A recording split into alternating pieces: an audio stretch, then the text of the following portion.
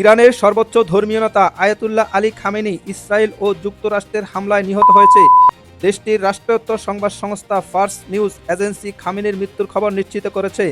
কান্নাজড়িত কণ্ঠে দেওয়া এক ঘোষণায় উপস্থাপক দেশটিতে 40 দিনের রাষ্ট্রীয় শোক ঘোষণা করেছে।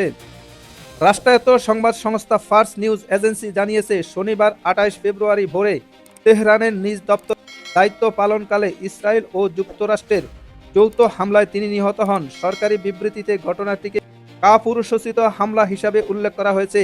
ইরানের রাজধানী তেহরানের কেন্দ্রস্থলে দেশটির সর্বোচ্চ নেতার কার্যালয় কমপ্লেক্স রোববার 1 মার্চ ভোররাতে কি ঘটেছিল তা নিয়ে ধীরে ধীরে বিস্তারিত তথ্য সামনে আসছে।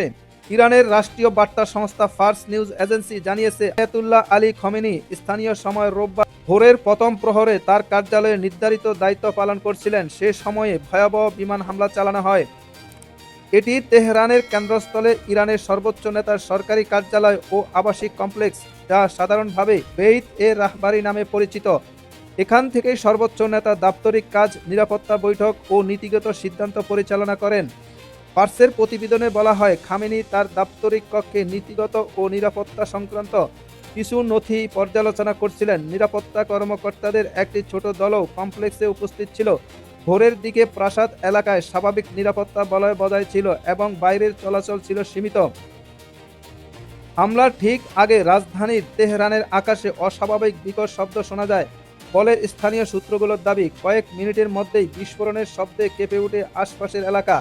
প্রত্যক্ষদর্শীরা জানান, আঘাতটি ছিল অত্যন্ত নির্দিষ্ট লক্ষ্যভিত্তিক। হামলার পরপরই প্রাসাদ কমপ্লেক্স ঘিরে ফেলে নিরাপত্তা বাহিনী। শহরের গুরুত্বপূর্ণ স্থাপনাগুলোতে সতর্ক অবস্থা জারি করা হয়। ইরানের বিপ্লবী গার্ড বাহিনী আইআরজিসি তাৎক্ষণিকভাবে পরিস্থিতি নিয়ন্ত্রণে নেন। রাষ্ট্রীয় সংবাদ মাধ্যমে দাবি করা হয়েছে, এই হামলা ছিল একটি সমন্বিত সামরিক অভিযান। তবে এ বিষয়ে যুক্তরাষ্ট্র ও ইসরায়েলের পক্ষ থেকে আনুষ্ঠানিক প্রতিক্রিয়া কখনো পাওয়া যায়নি। বিশ্লেষকদের মতে এই হত্যাকাণ্ড শুধু ইরানের অভ্যন্তরীণ রাজনীতিতে নয়, গোটা মধ্যপ্রাচ্যের ভূ রাজনীতিতে বড় ধরনের অস্থিরতা সৃষ্টি করতে পারে।